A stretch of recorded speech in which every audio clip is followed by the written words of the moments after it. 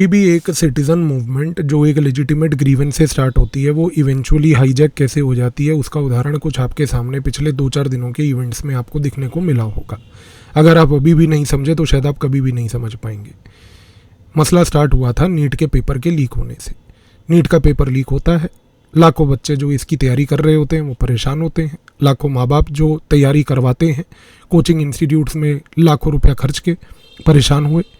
परेशानी का हल लोगों ने ये मांगा कि धर्मेंद्र प्रधान जो कि देश का एजुकेशन मिनिस्टर था इस्तीफ़ा दे। खैर, उसको इस्तीफ़ा क्यों देना भाई, वो तो प्रिविलेज्ड हैं। बच्चे इन सारे मंत्रियों के, मैंने आपको पहले भी बोला, बाहर पढ़ते हैं।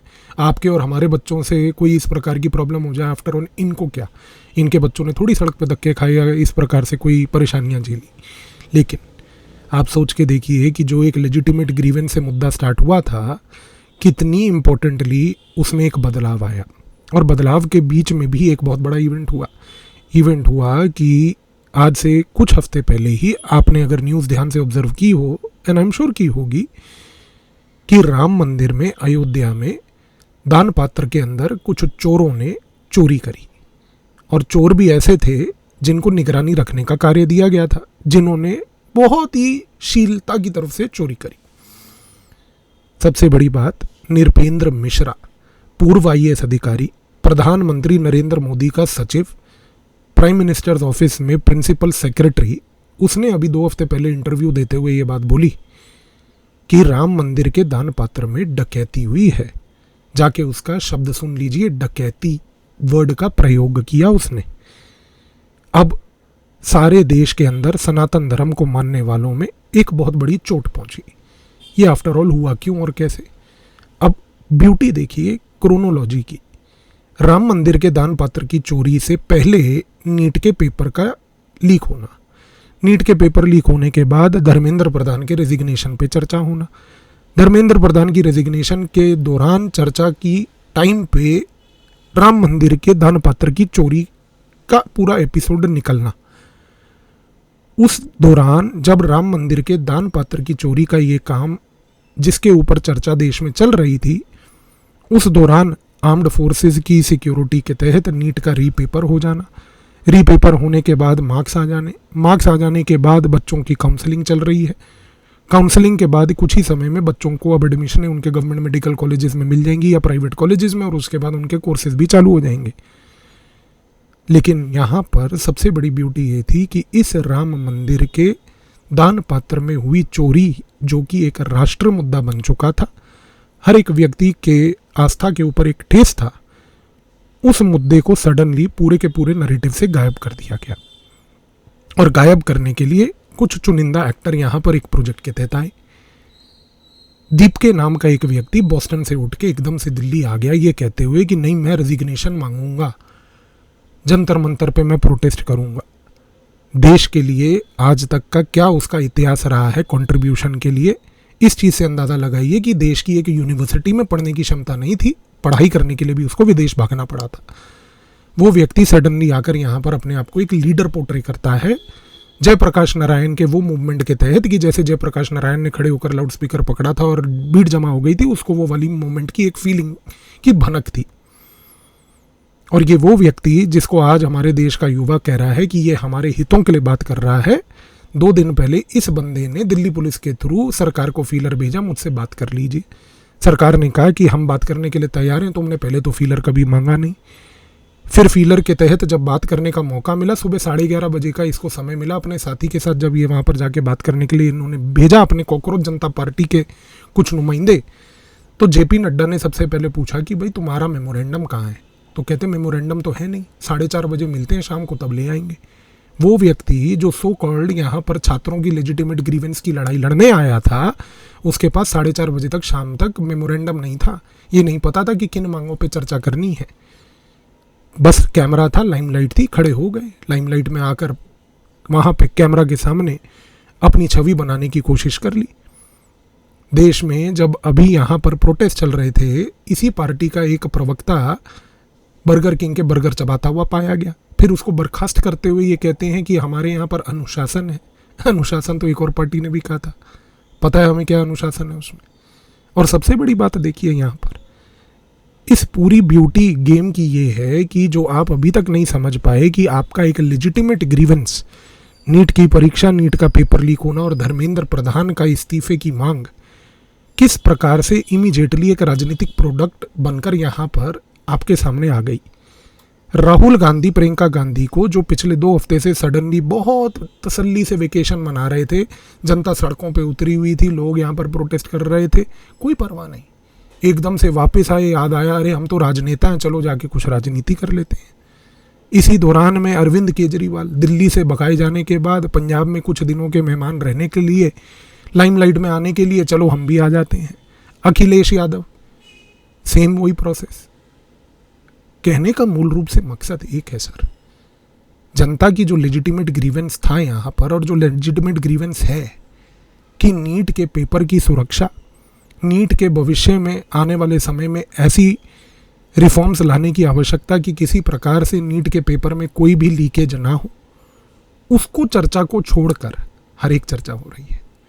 और हर एक राजनीतिक पार्टी ने यहाँ पर आके, वो चाहे बीजेपी हो, वो चाहे कांग्रेस हो, वो चाहे यहाँ पर आम आदमी पार्टी हो या समाजवादी हो, सब ने अपनी अपनी रोटियां सेकने के लिए अलग अलग तरीके से नैरेटिव का प्रयोग कर लिया। और जब ऐसा कोई नैरेटिव बनता है और इस प्रकार के नैरेटिव के तहत जब जनता सड़क पर उतरती है, तो भूलिए मत कि आप विश्व की सारी इंटेलिजेंस एजेंसीज के जो ऑफिसर्स इस मोमेंट पर कवर पोस्ट पे एम्बसीज में बैठे हुए हैं दिल्ली के चाणक्यपुरी के इलाके में, आप उनको प्लेटर पे देते हैं ये सारी मूवमेंट्स को फिर अपने तरीके से चलाने का मौका। और वही हो रहा है। एक लेजिटिमेट ग्रीवेंस से स्टार्ट हुई देश के अंदर एक नॉर्मल मूवमेंट को आज अराजकता की ओर धकेलने के लिए देशी और विदेशी ताकतें दोनों लग गईं। और ये लगनी ही थी, क्योंकि लेजिटिमेट मूवमेंट में लोगों को ये चीज़ तो समझ आई नहीं कि हम अपने प्रोटेस्ट को लेजिटिमेट कैसे रखें। आपके सामने कोई पॉलिटिकल आउटफिट का लीडर आके उस मूवमेंट को पॉलिटिसाइज कर रहा है और देश की जनता उसको करने दे रही है, क्योंकि उनको लग रहा है यही तो हमारे हितों की बात करेंगे, ये हितों की बात करेंगे आपके कोई भी वाले राजनेता यहाँ पे। सर अटल बिहारी वाजपेयी जो है ना, उनकी कभी ऑटोबायोग्राफी पढ़िएगा, बहुत प्यारी चीज़ उन्होंने कही थी। उन्होंने कहा था कि देखिए यहाँ पर देश में ब्यूटी ये है कि राजनेता आते जाते रहेंगे, पार्टियाँ आती जाती रहेंगी, लेकिन देश हमेशा यहाँ रहेगा। लेकिन हम देश के बारे में नहीं सोचते सर। धर्मेंद्र प्रधान इस्तीफा दे, एक वर्ग पूरा ये लगा हुआ है। मैं आपसे कल भी पूछा था, वो दे भी दे इस्तीफा, क्या फ़र्क पड़ रहा है? जब तक नीट की परीक्षा एक यूपीएससी जैसी कॉन्स्टिट्यूशनल बॉडी नहीं करेगी, जब तक नीट की परीक्षा एक एनटीए जैसी फ्रॉडुलेंट, माफ़ कीजिएगा मैं ओपनली फ्रॉडुलेंट कह रहा हूँ उसको, क्योंकि वो एक ऐसी बॉडी है जो एक परीक्षा को नहीं करा पाती, तो वो मात्र फ्रॉड के सिवाय और कुछ नहीं है।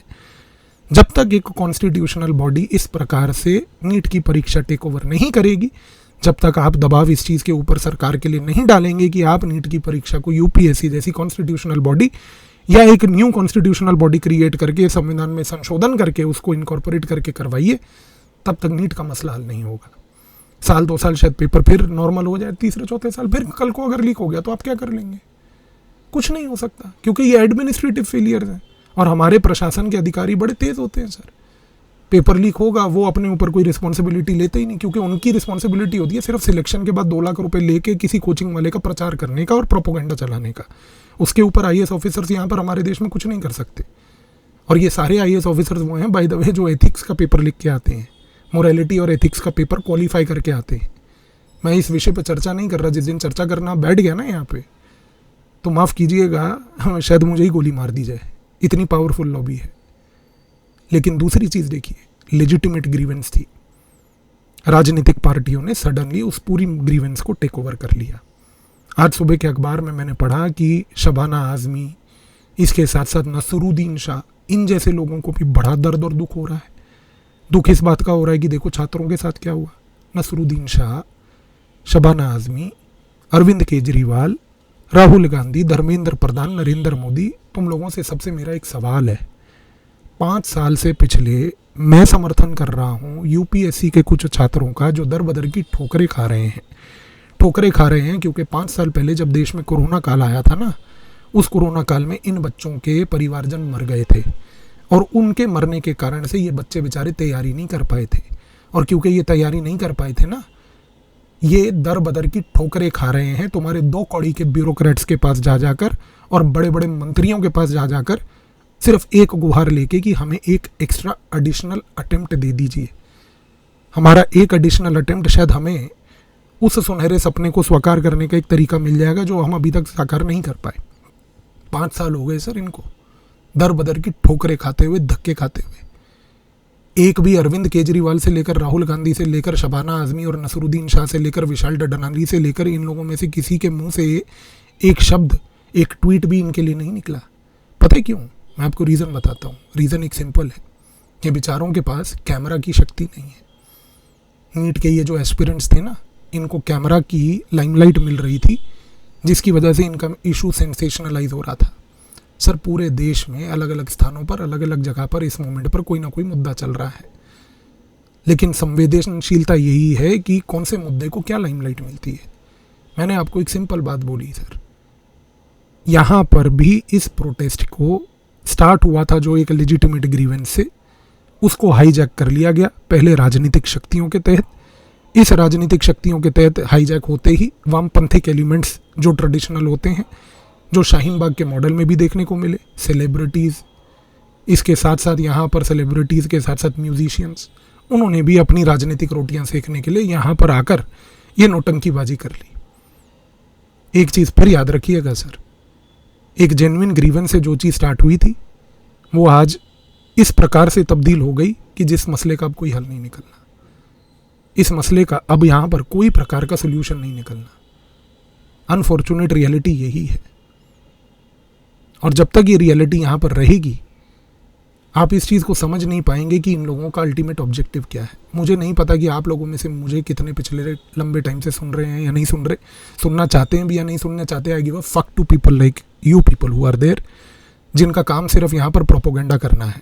मैं आज फैक्ट बोल रहा हूँ और मैं थोड़ी कठोर भाषा में बोल रहा हूँ, माफ़ कीजिएगा, मैं ऐसी भाषा का प्रयोग करता नहीं।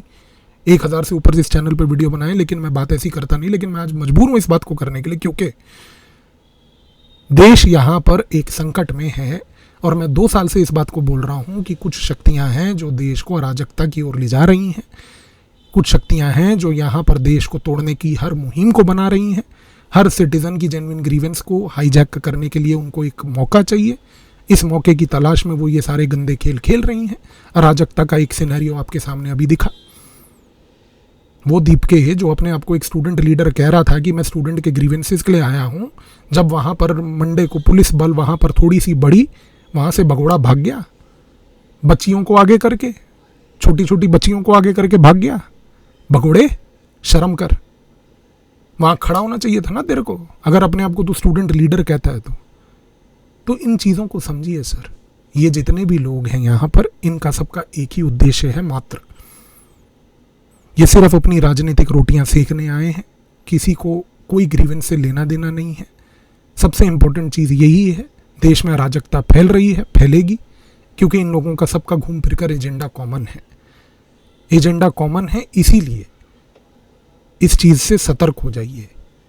क्योंकि मैं फिर वही चीज़ बोलूँगा जो अटल बिहारी वाजपेयी ने बोली थी सर, पार्टी आज है नहीं है, नेता आज है नहीं है, ये देश हमेशा रहेगा। आज अगर मैं यहाँ पर बैठ के आपसे बात करने की परिस्थिति में हूँ तो किसी राजनेता की 2 कौड़ी की औकात नहीं है कि उसके बदौलत हूँ, इस मातृभूमि के बदौलत हूँ, इस देश के बदौलत हूँ। किसी 2 कौड़ी की विचारधारा या पार्टी के बदौलत नहीं बैठा हूँ सर। और आगे भी याद रखिएगा, आप भी अगर आज इस वीडियो को सुन पा रहे हैं तो वो इस देश की गरिमा और इस देश के बदौलत सुन पा रहे हैं।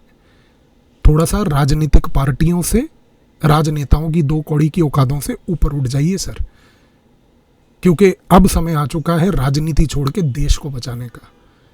आपके सामने अगले 1 से 1.5 साल और देखते जाइए, दिन प्रतिदिन आप इसी प्रकार की अराजकता के मॉडल्स अनफोल्ड होते हुए देखेंगे। और इसी अनफोल्ड होते हुए अराजकता के मॉडल में आप प्रोपोगेंडा भी राजनीतिक पार्टियों का देखेंगे। पार्टियों को तो देखिए सर अपनी रोटी सेकनी है, देश रहेगा यहाँ पर, क्योंकि देश 4000 साल पहले भी था और अगले 4000 साल भी रहेगा। पर उसको रखना और उसको बरकरार रखना आप जैसे और हमारे जैसे लोगों की ही एक रिस्पॉन्सिबिलिटी है। बाकी आपके ऊपर अब चॉइस है कि अब आप इस मूवमेंट को किस नज़रिए से देखना चाहते हैं और आगे आने वाले समय में इस मूवमेंट से क्या सीखना चाहते हैं। धन्यवाद।